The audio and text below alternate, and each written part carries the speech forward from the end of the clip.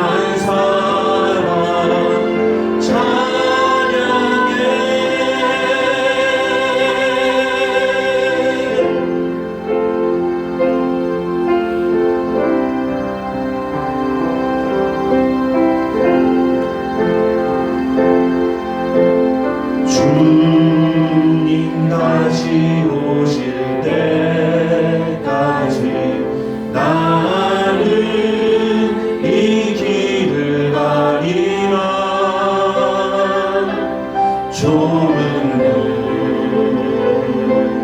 좁은 길 나의 십자가 지고. 우리 다같이 일어서서 찬양합시다. 나의 가는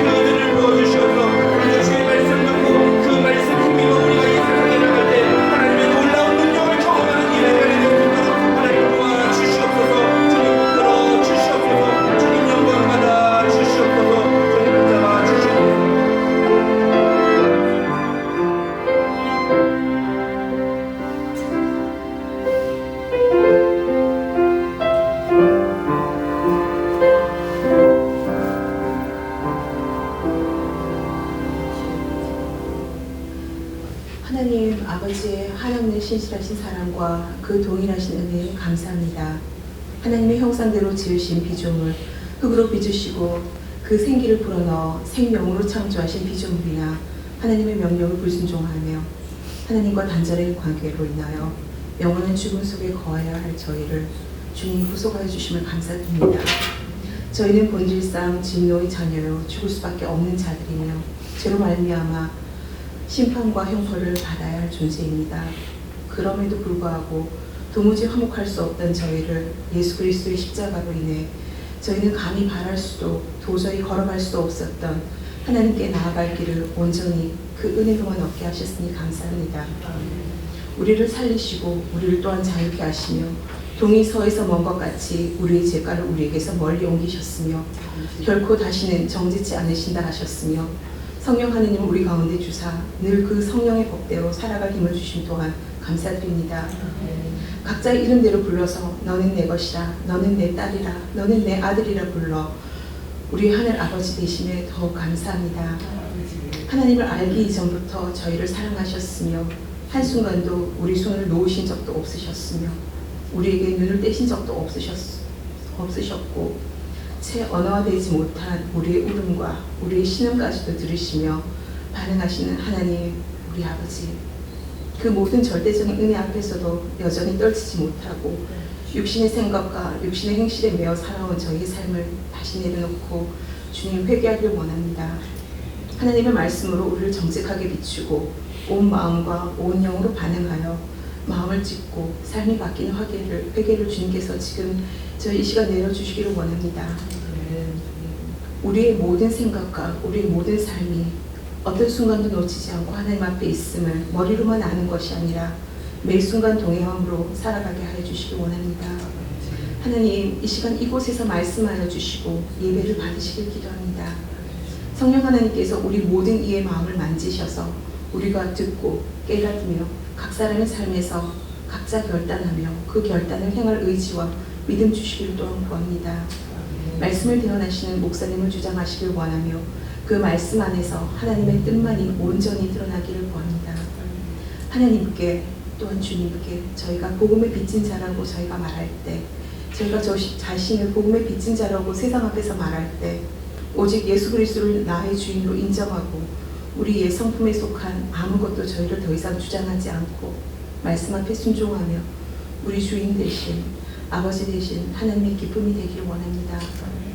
주께서 주신 이 벅찬 복음이, 이 기쁜 소식이 우리를 통해 흘러가며 참 그리스도인으로서 복의 근원으로서 우리가 고통받고 신음하는 이들에게, 슬프고 상처받고 절망 가운데 있는 이들을 위로하며 섬길 때 한 걸음 더 나아가며 동행하도록 주님 선한 지혜를 내려주십시오. 앞서신 주의 모습을 닮아가며 우리 각자에게 주신 삶의 소명을 이루며 마지막 호흡까지 아버지와 동행하기에 감사하며 살아갈 수 있게 주님 붙들어 주시길 원합니다. 자신을 비워 종의 형체로 오사 죽기까지 순종하신 우리의 주인 되시며 우리의 본 되신 우리 예수 그리스도의 이름으로 기도드립니다. 아멘.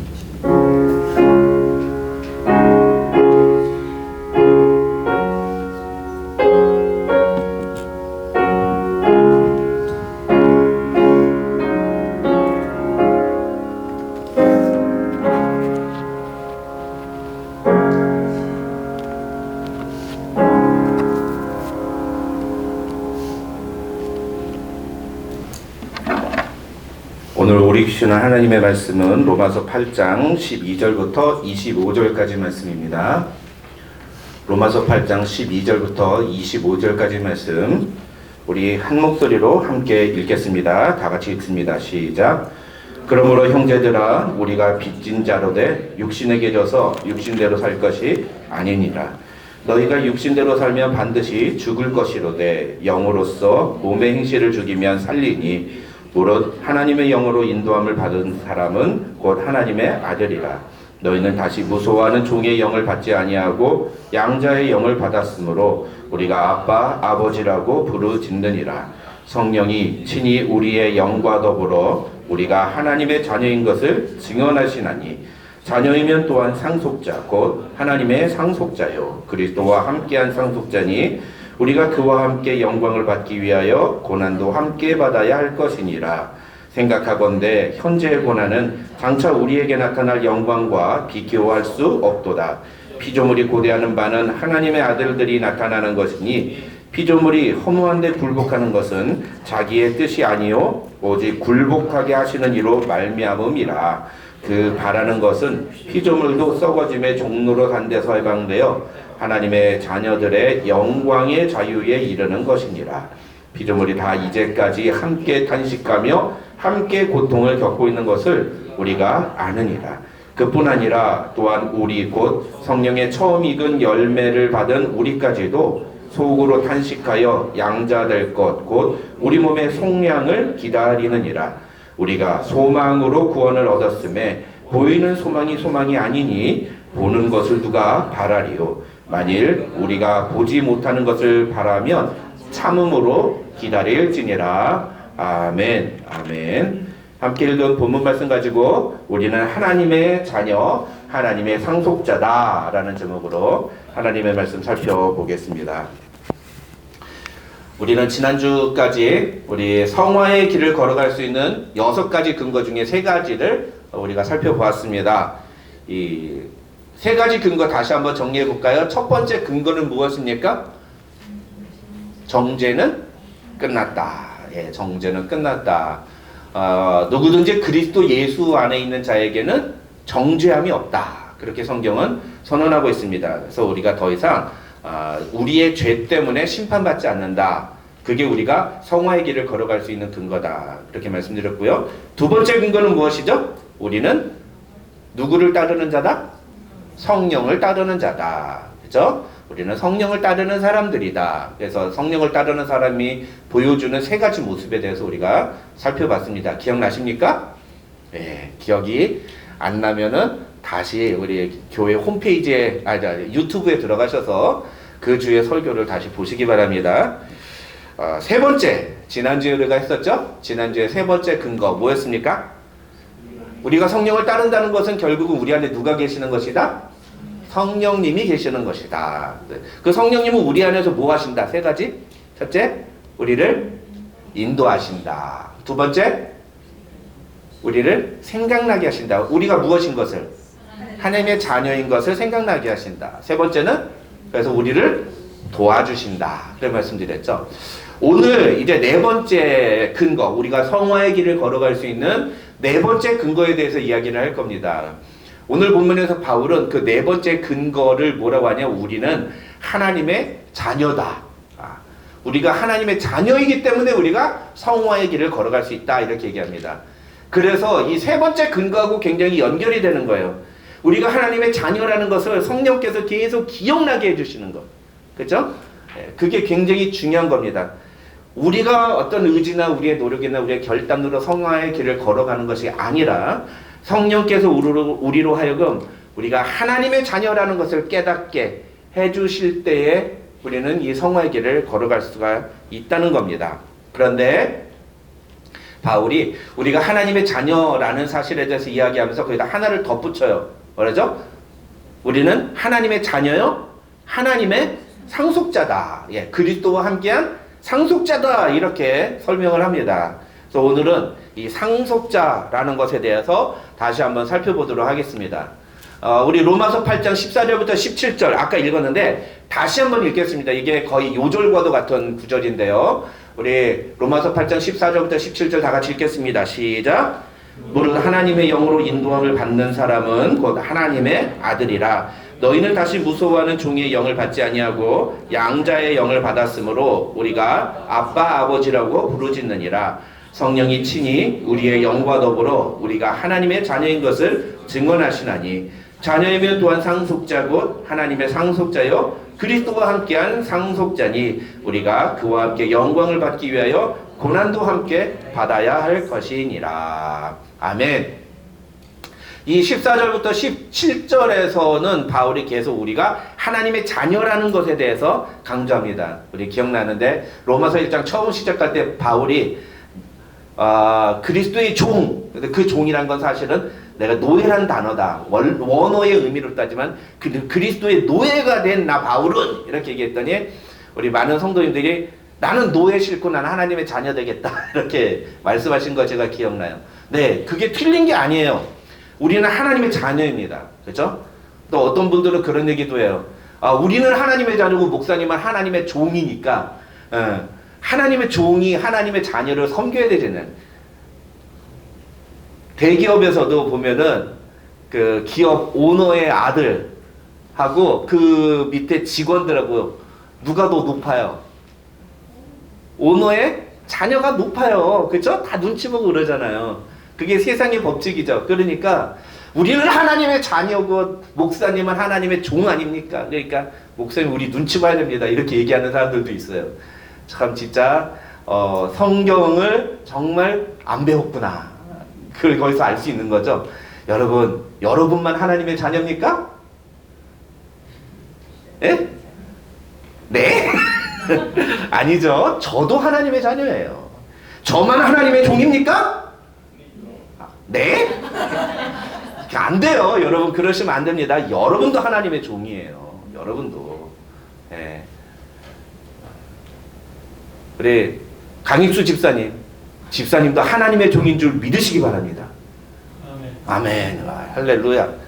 하나님의 이게 성경에 이런 표현이에요. 너 하나님의 종 강익수야. 이런 표현이 있어요. 얼마나 멋있습니까? 그렇죠? 근데 그 표현이 어느 특정한 목사들에게만 주어지는 표현이 아니라 우리 모두 다에게 주어지는 표현이에요. 그럼 믿으시기 바랍니다. 또 우리 모두 다 하나님의 자녀입니다. 그렇죠? 예. 이 부분은 굳이 설명을 하지 않아도 우리가 이미 다 아는 내용들입니다. 하나님의 자녀라는 것에 대해서는 다 아는데 문제는 그 뒤에 덧붙이는 하나님의 상속자라는 얘기예요. 그렇죠? 상속자라는 게 뭐예요?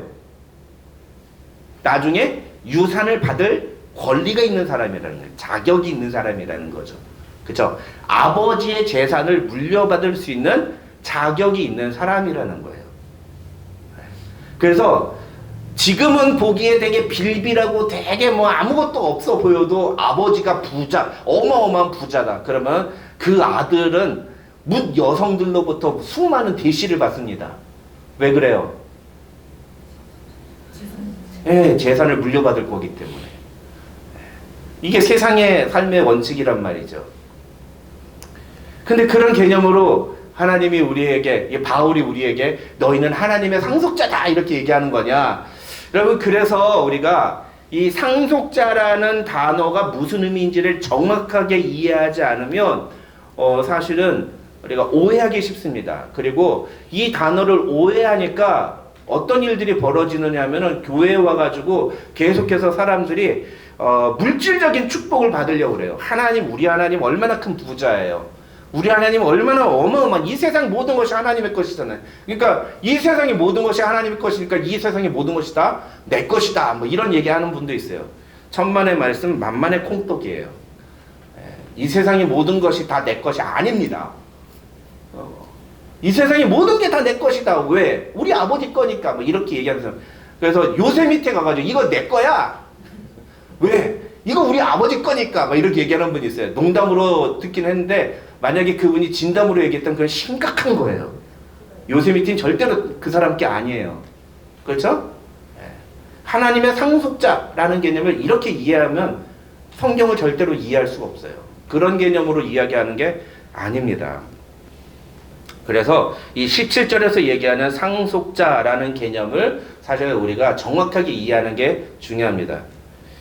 이것은 우선 이 상속자다라고 할 때 여기서 되게 중요한 개념이 있는데 여기 이제 한글 성경에서는 잘 안 보이는데 헬라어 단어에서는 요게 상속자라는 단어가 그냥 상속자가 아니고 공동 상속자의 개념으로 이야기 표현되어 있어요. 그러니까 나 혼자만 상속을 받는 게 아니라는 겁니다. 우리가 같이 상속을 받아요. 그래서 여러분 17절에서도 뭐라고 그래요? 우리가 하나님의 상속자요? 그리스도와 함께한 상속자니라고 하잖아요. 그리스도와 함께한 상속자다. 상속이 나 혼자 받는 게 아니고 그리스도와 함께 받는 것이다. 그런 개념인 거예요. 공동의 상속이라는 거죠. 근데 그게 누구하고 같이? 그리스도가 누구세요? 하나님의 아들이시죠. 하나님의 아들과 내가 함께 상속을 받는 거다. 그 얘기는 무슨 얘기냐면 내가 하나님의 아들이자 하나님의 본체이신 예수 그리스도와 동등한 대우를 받게 된다는 거예요. 무슨 상속 물질을 받는다 그게 아니라 우리가 동등한 대우를 받게 된다라는 거예요. 그걸 지금 상속자라는 단어로 표현을 하고 있는 겁니다. 더 쉽게 말하면요, 이 상속이라는 단어는 앞으로 지금 현재 우리가 이 땅에서 누리게 될 어떤 축복이나 상속이라는 단어 자체가 아까도 제가 말씀드렸습니다만 자꾸만 이제 물질적인 것, 부모님이 죽고 나면 물려주게 될 유산 뭐 이런 것들을 자꾸만 우리가 생각하는데, 그러니까 우리가 상속자다 그러면 우리가 받을 축복에 대해서 생각하잖아요. 그렇죠? 근데 사실은 그 축복이라는 단어 때문에 많은 사람들이 오해를 합니다. 이 축복이라는 단어가 사실은 상속이라는 단어하고는 어울리지 않는 단어예요. 정확하게 따지면 오히려 이 축복이라는 단어보다도 더 정확한 표현이 있습니다. 축복, 상속, 우리는 상속자야. 앞으로 장차 하나님 나라에서 주님 다시 오실 때 우리에게 주어질 축복을 우리가 받을 거야. 자꾸 이러니까 어떤 분이 그런 얘기도 해. 아니 나는 그 나중에 뭐 죽어서 받는 축복 그런 건 난 상관없고 난 지금 이 땅에서 받는 축복을 받고 싶다. 이렇게 얘기를 하시는 분들이 있어요. 이거 100% 성경 오해해서 하는 얘기입니다.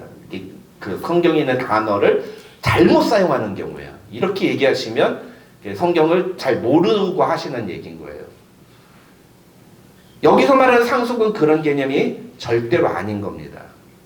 그러면 이 상속이라는 단어와 연결이 되는 정확한 단어가 뭐냐? 사실은 바울이 오늘 본문에서 그 단어를 사용합니다. 그 단어가 뭐냐면 바로 영광이란 단어예요. 영광, 글로리, 영광이란 단어예요. 영광.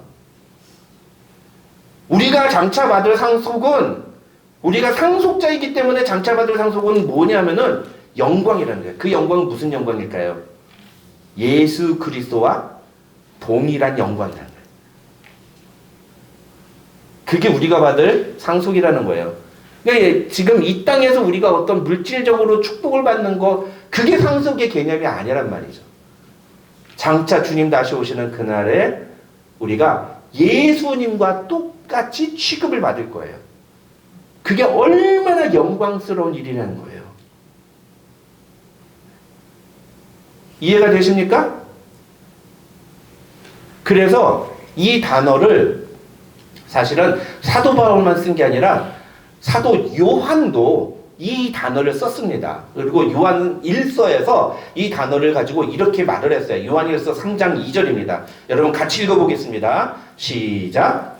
사랑하는 자들아, 우리가 지금은 하나님의 자녀라. 장래에 어떻게 될지 아직 나타나지 아니하였으나 그가 나타나시면 우리가 그와 같을 줄을 아는 것은 그의 참모습 그대로 볼 것이기 때문이니. 이게 바로 영광의 개념이에요. 뭐예요? 우리가 그와 같을 줄을 아는 것. 우리가 그와 같이 된다는 거예요. 여기서 그가 누구예요? 예수 그리스도. 그러니까 우리가 받게 될 상속은 뭐예요? 예수 그리스도와 같은 존재가 되는 것. 그게 우리에게 주어지는 상속의 그 내용인 거예요. 실망하셨죠? 너무 허무하죠? 네. 너무 속상하시죠? 예? 예? 아직은 뭐라고요? 아니라고요? 뭐가 아닌 거예요? 아직은 속상하지가 않다. 아, 네, 속상하다 그러면 아직 예수를 안 믿는 거예요. 그래서 여러분 이거는 어마어마한, 우리 그리스도인들에게 있어서는 어마어마한 축복입니다. 우리가 예수 그리스도와 같은 존재가 된다는 것이 얼마나 크고 놀라운 축복인지를 우리는 알아야 돼요. 그런데 많은 사람들이 그걸 몰라요.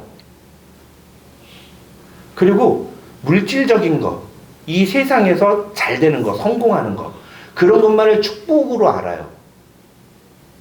그러니까 하나님의 자녀로서 우리가 누리게 될 장차 우리에게 주어지는 그 상속의 내용들에 대해서는 전혀 상관이 없고 세상 사람들과 똑같이 교회 와서 기도하는 건 뭐예요?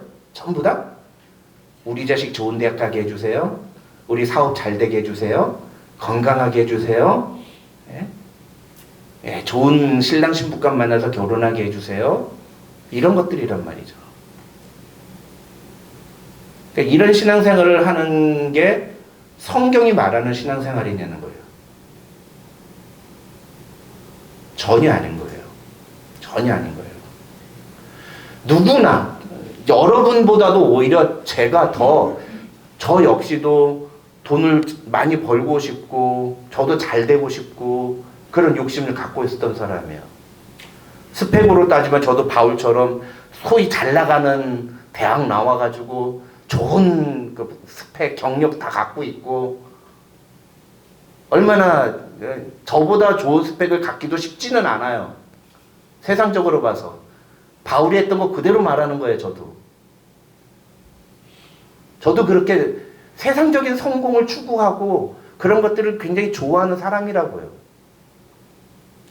근데 복음을 읽으면 읽을수록, 성경을 읽으면 읽을수록 그것이 우리가 추구해야 될 신앙생활의 본질과 목적이 아니라는 걸 성경은 말한단 말이죠.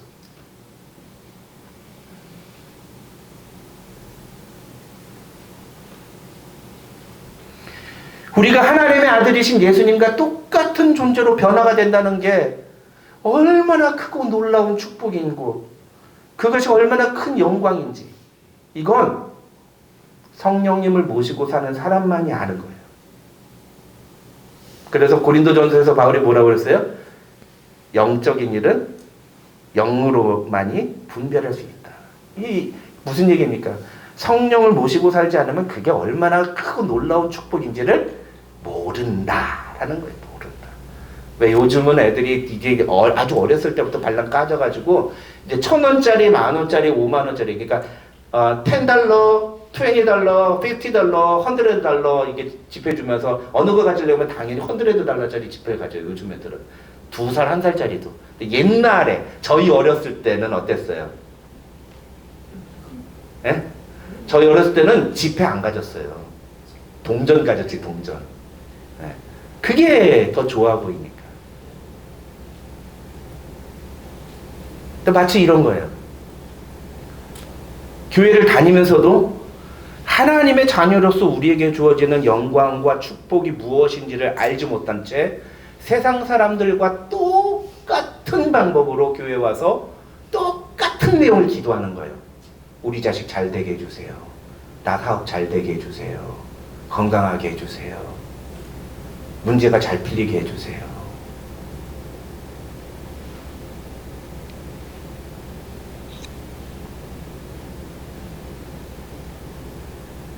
그건 하나님의 자녀들에게 주어지는 상속의 내용이 아닙니다. 하나님의 자녀들이 보여주어야 하는 모습이 아니라는 거죠. 오히려 우리가 지금은 우리 안에 있는 죄 때문에 날마다 신음하고 때로는 절망도 하고 또 예수를 믿는다는 그 이유 하나 때문에 세상에서 손해도 보고 피해도 보고 고통도 당하고 있지만 그러나 장차 주님이 다시 오실 때 그때 하나님께서 우리를 예수 그리스도와 똑같은 존재로 똑같이 대우해 주신다고 해서 라고 하는 이 놀라운 선언이 우리로 하여금 현실에 있는 모든 고난과 아픔과 눈물을 이겨낼 수 있게 하는 힘이 되는 것. 이게 하나님의 자녀들이 갖고 있는 힘입니다. 사랑하는 성도 여러분, 여러분 하나님의 자녀이십니까? 여러분이 하나님의 자녀라면 이 능력을 가지고 살아야 된다는 거예요. 세상에서 얼마나 성공하고 우리 자식이 얼마나 좋은 대학 들어갔고 내가 얼마나 큰 사업체를 운영하고 내가 얼마나 좋은 차를 굴고 다니는지 그런 게 아니라 지금 이 현실에서는 힘들고 어렵고 다른 사람 앞에 내세울 거 하나 없는 보잘것없는 모습일지 모르지만 조만간 주님 다시 오실 그날에 하나님께서 우리 아버지 하나님께서 우리의 형님 되신 예수 그리스도 뿐만 아니라 우리도 예수님과 똑같이 대우해 주시겠다고 말씀하시는 거예요. 그게 하나님의 상속자라는 단어에 들어있는 개념인 것입니다. 이것을 고린도전서 15장 49절부터 52절에서 바울은 이렇게 얘기했습니다. 우리 다 같이 읽겠습니다. 다 같이 읽습니다. 시작. 우리가 흙에 속한 자의 형상을 입은 것 같이 또한 하늘에 속한 이의 형상을 입으리라. 형제들아, 내가 이것을 말하노니 혈과 육은 하나님 나라를 이어받을 수 없고 또한 썩는 것은 썩지 아니하는 것을 유업으로 받지 못하느니라.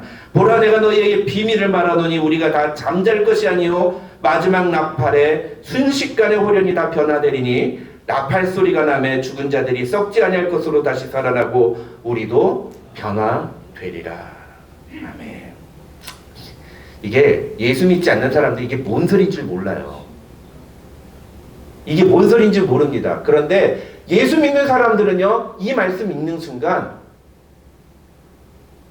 죽음이 두렵지 않아요. 그리고 죽음의 순간에도 이제 내 앞에 주어지는 그 영광을 바라보면서 사모하는 마음으로 그 모든 순간을 감당할 수가 있는 거예요. 여러분 믿으십니까? 네. 이게 그리스도인의 힘이에요. 이 말씀들이 왜 나왔죠? 당시에 고린도 교회나 로마 교회의 성도들은 극심한 핍박과 박해를 받고 있었기 때문이에요. 우리처럼 이렇게 편하게 교회 나와서 그냥 편하게 앉아가지고 예배드리고 그게 아니었단 말이에요. 다 지하 감옥 밑에 들어가가지고서는, 아니 감옥이래, 무덤 밑에 땅굴 파고 거기서 숨어서 예배를 드리고 있었어요. 예수 믿는 게 발각이 되면은 다 산채로 십자가에 올라가가지고서는 불에 태워 죽여버렸으니까. 뭘 그렇게 잘못했다고요? 예수 믿는다는 그 이유 하나 때문에. 죽음이 좋은 사람이 어디 있습니까? 인간치고 죽음을 좋아하는 사람이 어디 있습니까? 없어요. 아무도 죽음을 좋아하는 사람은 없습니다. 그런데 그 고통의 순간에 죽음을 누구나 회피하고 싶은데 초대교회 성도들은 그 죽음 앞에서 두려워하지 않고 그 죽음을 담담하게 받아들일 수 있고, 죽음 대신에 무엇을 선택한 거예요? 믿음을 선택하는 거예요. 믿음을. 죽음 대신에 믿음을 선택하는 거예요. 예수 그리스도를 향한 믿음을 선택하는 거예요. 이게 하나님의 자녀, 하나님의 상속자들의 모습인 것입니다.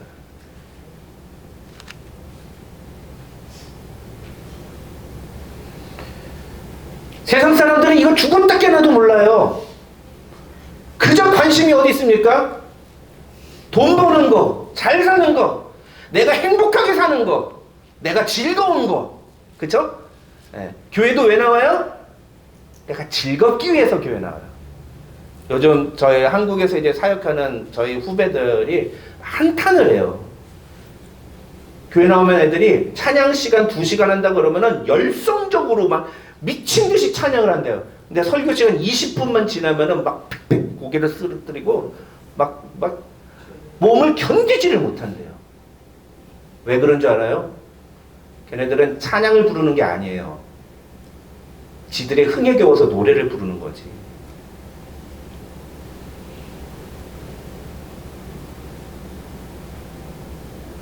지들이 좋아하는. 그러니까 조금만 자기에게 맞춰지지 않고 조금만 자기에게 불편한 게 있으면 나 교회 옮길래요. 그래서 교회를 떠나버리는 거예요. 교회에 아이들이 없어요. 한국에.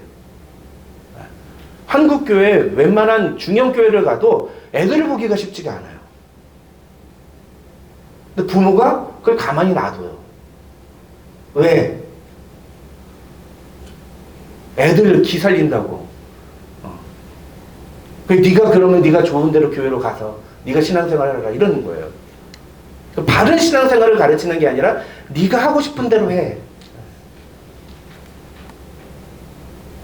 근데 100% 그런 아이들은 다른 교회 가서 신앙생활 합니까? 안 합니까? 안 해요. 100%라고 하긴 뭐하지만 95% 안 합니다. 95%가. 미국도 그렇고 한국도 그렇고 거의 전 세계의 모든 교회들이 겪고 있는 동일한 현상이 이건 통계학입니다. 통계학.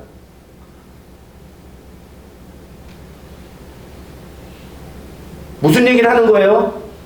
부모가 먼저 영적인 축복이 무엇인지를 알고 그 영적인 축복을 사모하는 신앙의 모습을 보여주지 않으니까 자녀들도 신앙에 있어서 성경적인 모습대로 신앙생활을 하지를 않는다는 겁니다. 그러니까 자기가 얼마든지 선택할 수 있을 때 하나님의 자녀답게 사는 걸 선택합니까? 세상에서의 성공을 선택합니까? 당연히 세상에서의 성공을 선택하죠. 뭐가 나에게 즐겁고 뭐가 나에게 만족이고 뭐가 나에게 기쁨인가 그걸 선택하는 거죠.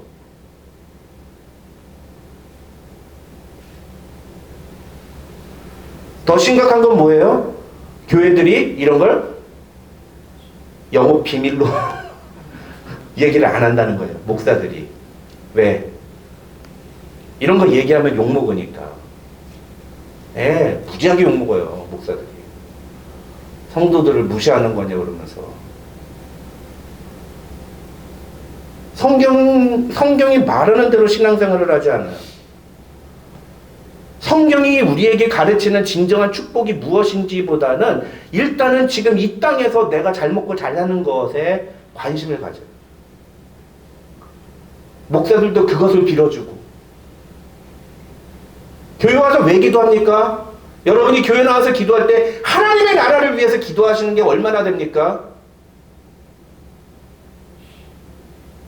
다 우리 자식 잘 되게 해주세요. 우리 아들 잘 되게 해주세요. 이런 기도 아니에요?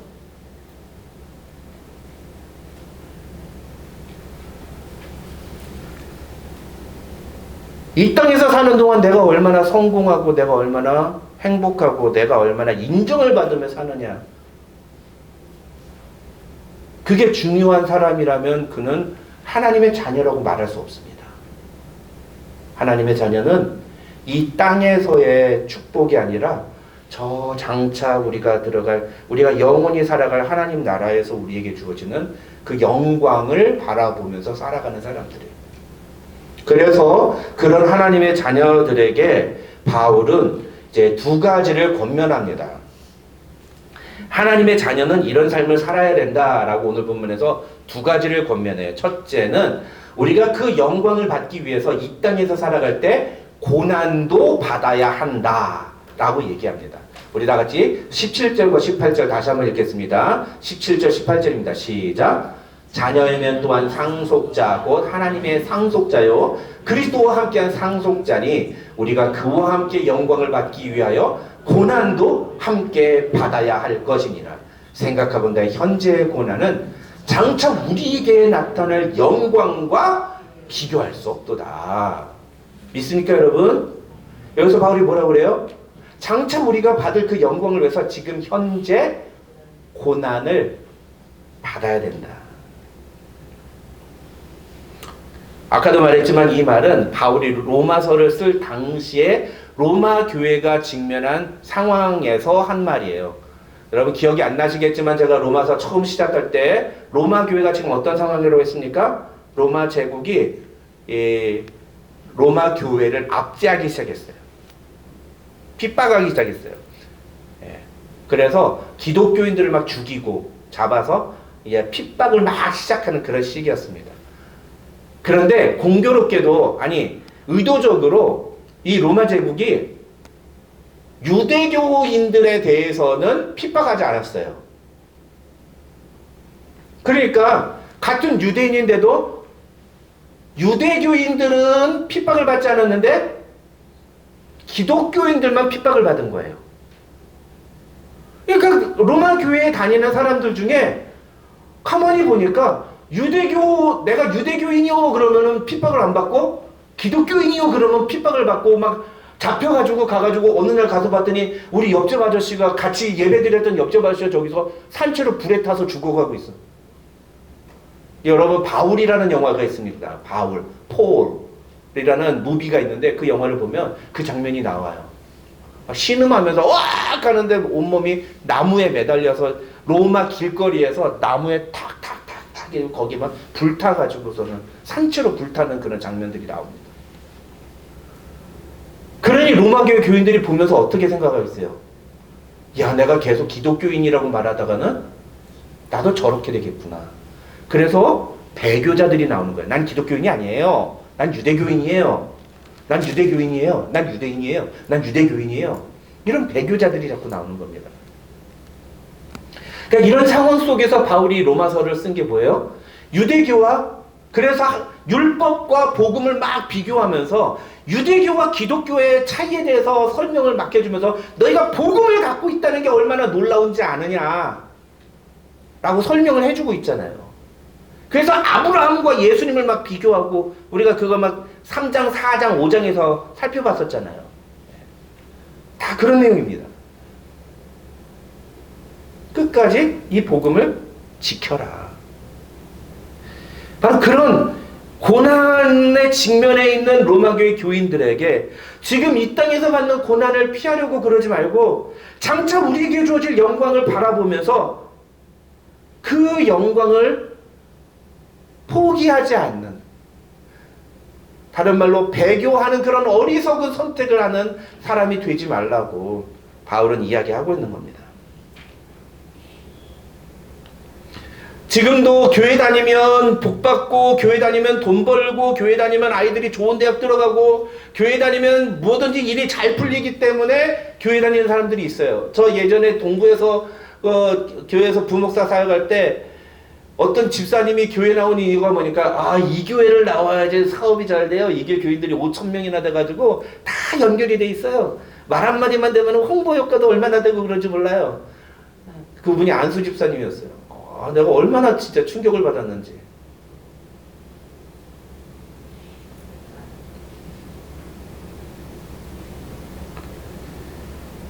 근데 이런 사람들이 사업에서 망하고 현실적으로 어려움을 겪고 힘든 일 겪고 예수 믿는 것 때문에 막 핍박받고 오해받고 그러잖아요. 그럼 금세 신앙 버립니다. 그래서 안티크리스찬, 한국에 막 그런 애들 있잖아요. 안티크리스찬들 대부분이, 그 중에 한 8, 90%가 다 왕년에 청년부 회장, 중고등부 회장이었대잖아요.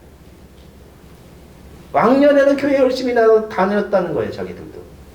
근데 왜 교회를 다녔는데 어려운 일이 생겨? 왜 교회를 다녔는데 우리 집에 왜 이렇게 힘든 일이 생겨? 왜 교회를 다녔는데 내가 이런 일을 겪어야 돼? 내가 이러려고 교회 다녀? 내가 이러려고 교회 다니는 거야? 예수님이 있는 거야? 예수님이 진짜 있으면 내가 어려운 일 당할 때 딱 피하게 해주셔야 되는 거 아니야? 우리 집안 부도 나기 직전에 하나님이 진짜 그 부도를 막아주셔야 되는 거 아니야?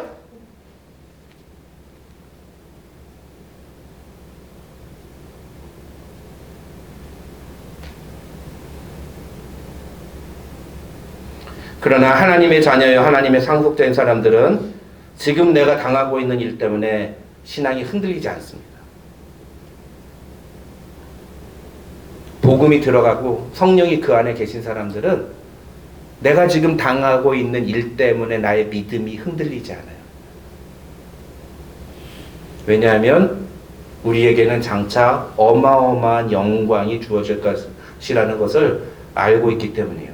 그렇기 때문에 지금은 비록 내 존재가 다른 사람이 보기에 나을 게 하나 없어 보여도 이 모습이 전부가 아니라는 걸 알고 실망하지 않습니다. 그래서 초대교회 때 우리의 신앙의 선배들이 그 수많은 사람들이 박해 때문에 순교를 당할 때, 특히 이제 막 콜로세움에 다 모여가지고 다 집단으로 묶여가지고 있는데 사자와 호랑이 막 표범 이런 것들을 풀어줘요. 짐승들을.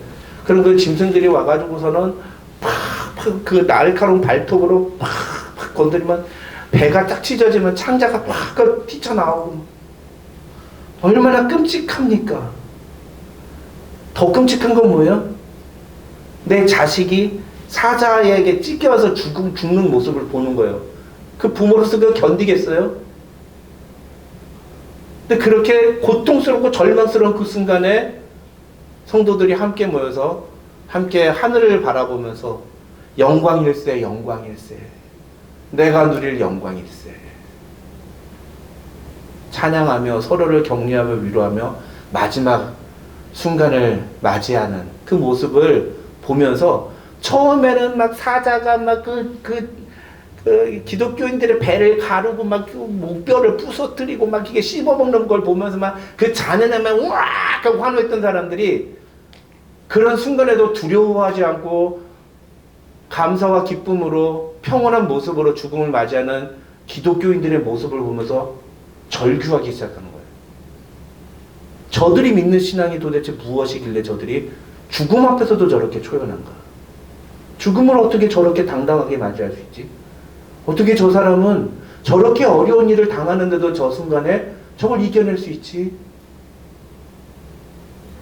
제가 예전에 한번 말씀드렸습니다만 저한테 제자훈련 받으신 집사님, 지금 이제 권사님이신데 아들이 성균관대 의대 나오고 약대 나오고 서울대 약대 대학원 졸업한 다음에 존스 홉킨스에 가가지고 그냥 당뇨병 치료제 개발하고 있었어요. 그때 당시만 해도 지금과 같은 당뇨병 약이 나오지 않았던 때예요.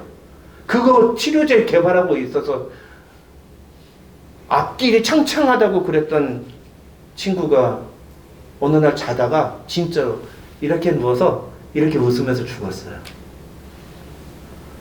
얼마나 청천벽력 같겠어요, 그 부모님 마음에. 앞길이 창창하던 아들이, 맏아들이, 결혼도 안 한 아들이. 근데 그 집사님 네 분이 저한테 하신 말씀이에요. 목사님, 우리 아들이 이 땅에서 이제 떠난 것이 나에겐 너무나 슬프고 너무나 가슴 아프지만 이 아이가 살지 못한 날까지 내가 최선을 다해서 하나님의 영광을 위해 살다 가겠습니다.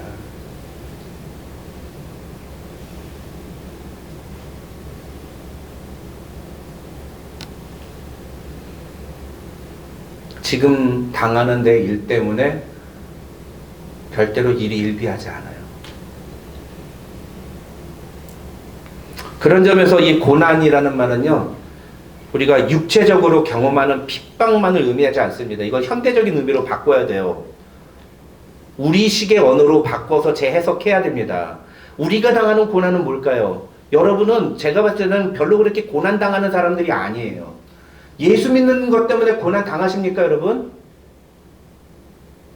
뭘 고난을 당하셨어요?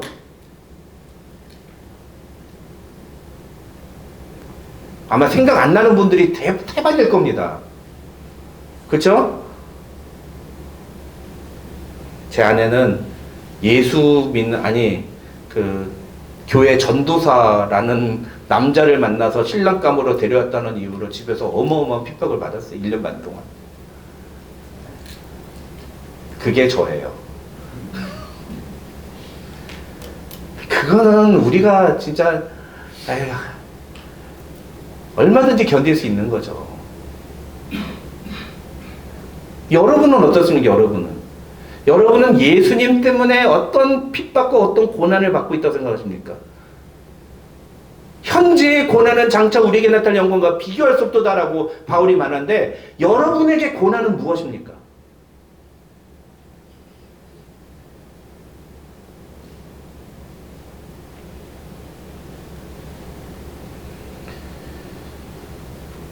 예수 때문에 손해보고 예수 때문에 희생하고 예수 때문에 오해받고 예수 한번 제대로 믿어보려고 하다가 핍박도 받고 사람들에게 배신도 당하고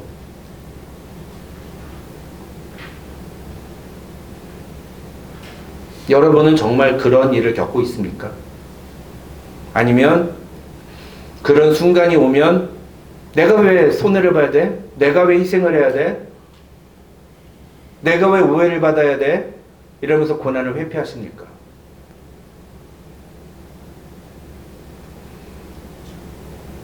이 부분에 있어서 우리가 분명하게 답을 할 수 있어야 하나님의 자녀라는, 하나님의 상속자들이라는 겁니다. 사랑하는 성도 여러분, 하나님의 자녀요, 하나님의 상속자다운 삶을 살아가는 성도들이 되시기를 주님의 이름으로 축원합니다. 전 제가 여기 담임 목사로 있는 한 절대로 이 부분에 있어서 타협할 생각이 없어요. 절대로 여러분을 세상적인 물질적인 성공을 위해서 제가 여러분에서 기도해주는 그런 목사가 되고 싶지 않습니다. 절대로 그렇게 안 할 거예요. 물론 여러분이 가정이 잘 되고 여러분의 자녀들이 잘 되고 여러분의 사업이 잘 되기를 놓고 기도하지만 그 모든 것들이 여러분이 하나님의 뜻대로 쓰임받는 삶을 살기 위해서 하나님이 그렇게 복 주시고 인도해 주시기를 놓고 기도할 겁니다. 저의 진짜 관심은 여러분이 이 세상에서 얼마나 돈을 더 많이 벌고 여러분의 자녀가 얼마나 성공하느냐가 아니라 여러분 한 사람 한 사람이, 여러분의 자녀 한 사람 한 사람이 이 세상에서 하나님의 자녀다운 삶을 살아가느냐. 저는 그것을 위해서 하나님이 저에게 이 교회 담임 목사로 부르셨다고 생각해요.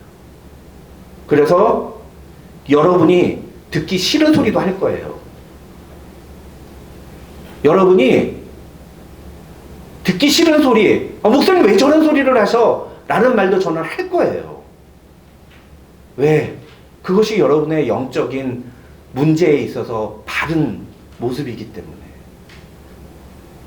오히려 그 순간에 제가 침묵하면,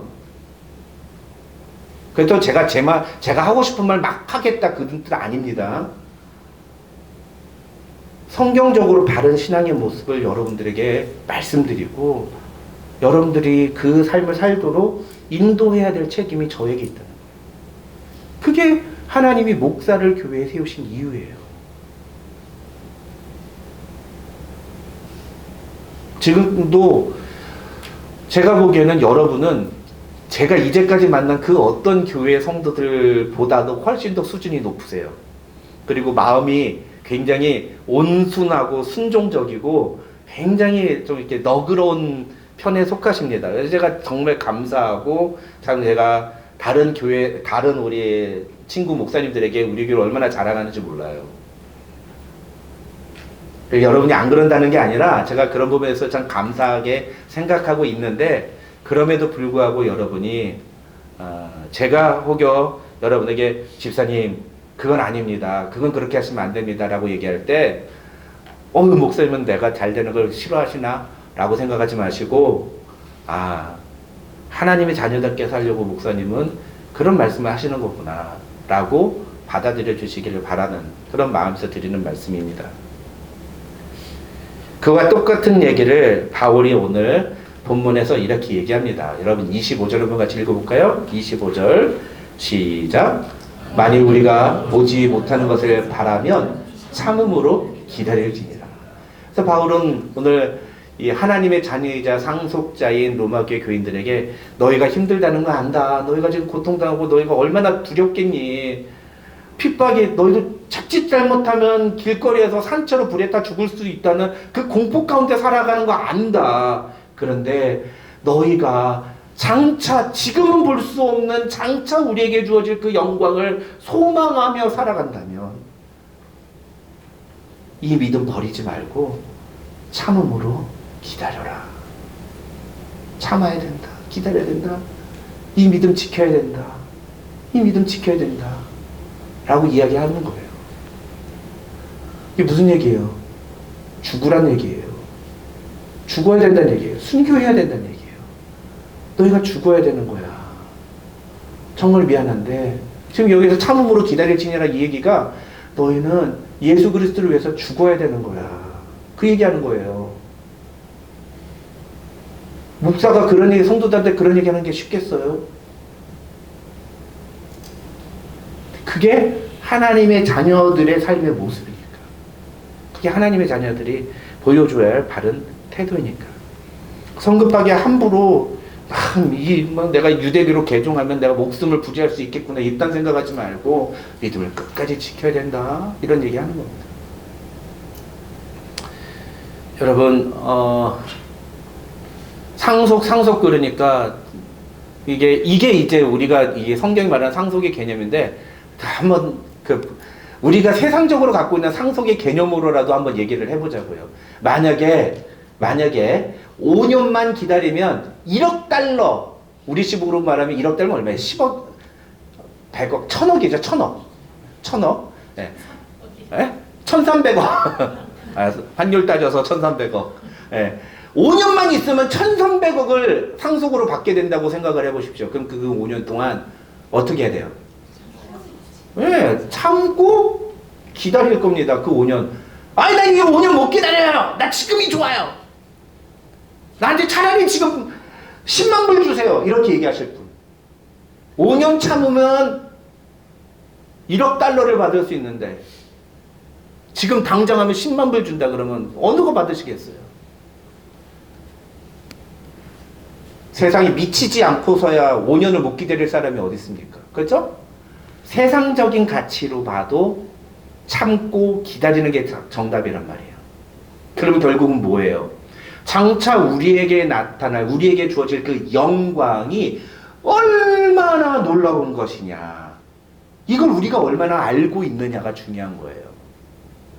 예수 믿는 사람들에게 주어지는 영광이 얼마나 대단한 것이냐. How great thou art.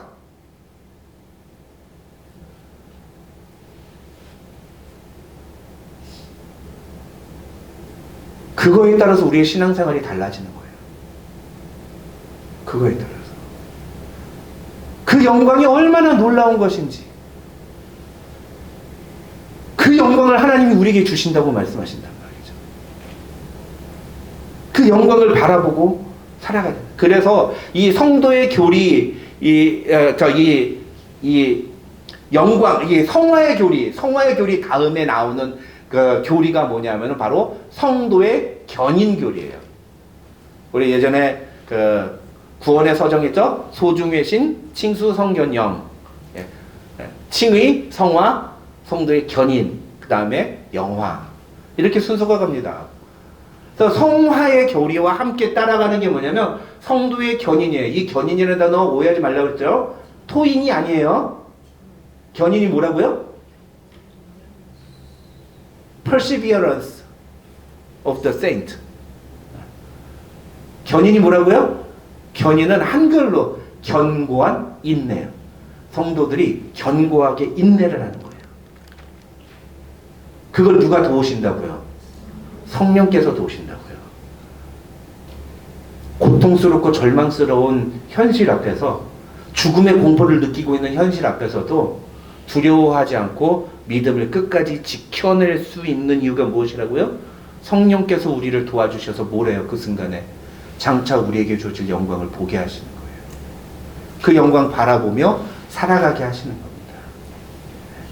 그걸 통해서 우리가 이 모든 고난을 참고 기다리며 견뎌낼 수가 있는 겁니다. 그게 하나님의 자녀, 하나님의 상속자들이 보여주는 삶의 두 번째 모습입니다. 그래서 오늘 말씀 두 가지예요. 이거 정리하면요, 우리가 하나님의 자녀이고 하나님의 상속자라는 것을 명확하게 알고 그것이 우리에게 주는 약속이 얼마나 놀라운 것인지를 우리 마음속에 분명하게 알아야 됩니다. 그러면 우리의 삶에서 두 가지 할 수 있어요. 첫째 뭐예요? 고난도 함께 받아야 한다. 고난 받는 것을 두려워하지 않을. 두 번째는 그 고난 속에서 우리의 믿음을 참고 기다릴 줄 알아. 견뎌야 된다는 거예요. 그 믿음을 끝까지 지켜야 된다는 거예요. 고난 때문에 포기하지 않고 고난을 견뎌내고 고난에서 믿음을 선택하는. 그래서 그런 얘기 했어요. 생명보다 사명, 이런 단어가 있어요. 표현이 있어요. 생명보다 사명. 나의 목숨보다도, 나의 성공보다도, 나의 기쁨보다도, 나의 만족보다도. 그러니까 예수 믿는 것 대신에 내가 즐거운 것을 선택하는 사람들은 정말 예수 믿는 사람인지를 점검해 봐야 되는 거예요. 이제 이번 주부터 우리가 사무엘상을 다루게 되는데, 사무엘상은 예배에 대한 얘기를 합니다. 근데 초반에 예배에 대한 얘기를 하면서 계속 반복해서 나오는 게 뭐냐면 행동이란 단어, 행동이란 단어. 행동. 네가 행동하는 게 그게 예배다. 그런 거예요. 네가 행동하는 그 행동에, 네가 행동하는 그 모습이 예배의 모습이다라는 거예요. 그러니까 우리가 어떤 행동을 하느냐를 통해서 우리가 어떤 예배를 하나님께 드리고 있느냐를 보여줄 수 있다는 겁니다. 우리의 삶 속에서 어떠한 고난 속에서도 이 고난을 참고 이기고 하나님을 향한 믿음을 지켜내는. 그래서 이제 12장이 로마서 12장에서 바울이 너희 몸을 하나님께 거룩한 산 제물로 드리라 이렇게 표현합니다. 그렇게 몸을 산 제물로 드리는 거예요. 그래서 우리 초대교회 교회들은 진짜로 제물로 들어서 자신의 몸을 태웠어요. 자신의 몸을 갈기갈기 찢겼어요. 번제 드릴 때 자기의 몸을 제물을 찢듯이 자기의 진짜 몸이 사자의 발톱에 호랑이의 발톱에 찢기는 그런 번제의 제물이 되는 그런 고통을 견뎌냈습니다. 그러면서 자신의 몸을 제물로 드리며 죽음의 순간에 하나님께 예배하는 예배자의 삶을 살았던 거예요. 저와 여러분도 이런 믿음의 사람들이 되시기를, 이런 하나님의 자녀, 하나님의 상속자들이 되시기를 주님의 이름으로 축원합니다. 기도하겠습니다.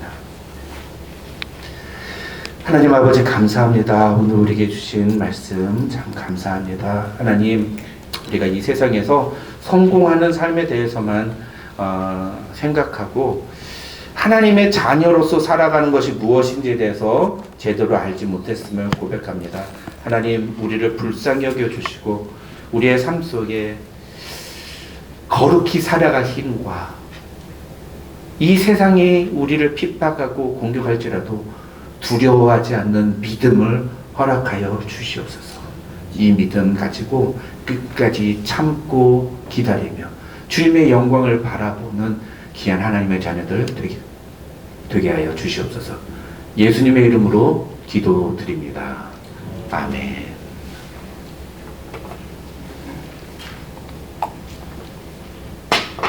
교회 소식 알려드립니다. 특별한 광고는 없는데요. 주보에는 실지 않은 몇 가지 광고가 있습니다.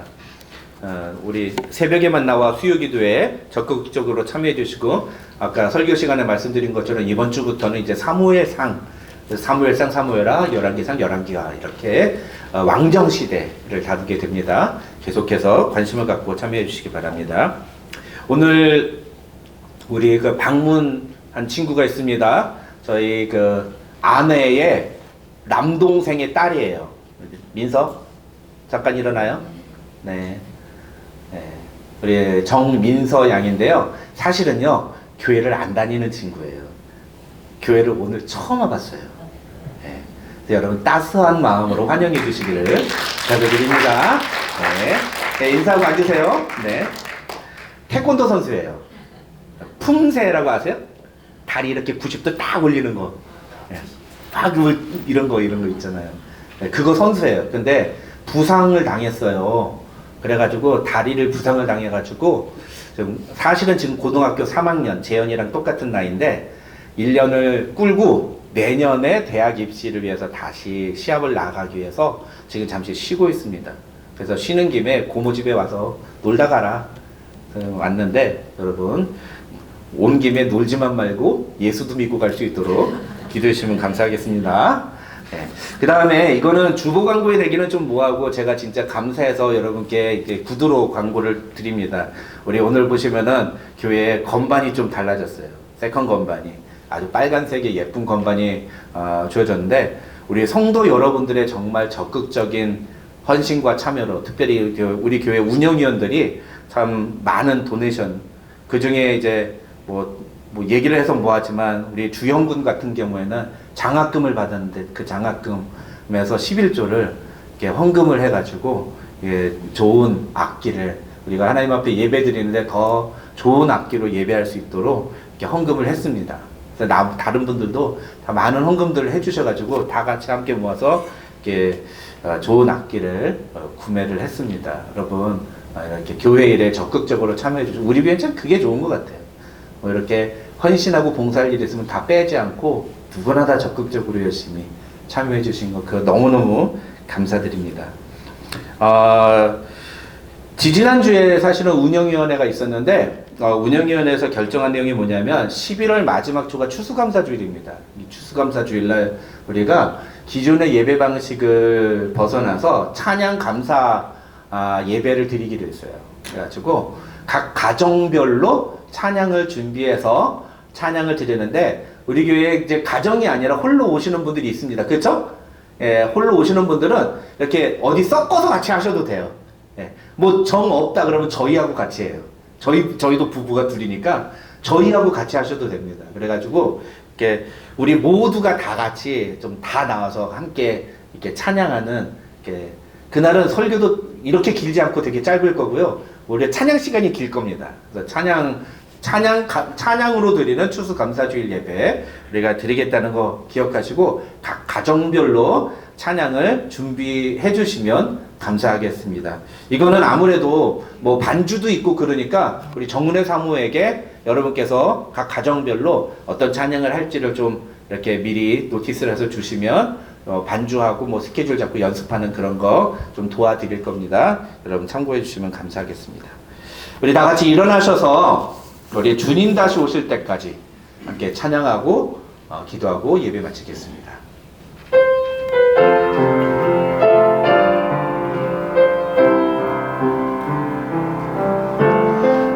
주님 다시 오실 때까지 나는 이 길을 가리라. 좁은 길 나의 십자가 지고 나의 가는 이 길 끝에서 나는 주님을 보리라. 영광의 내 주님 나를 맞아주시리.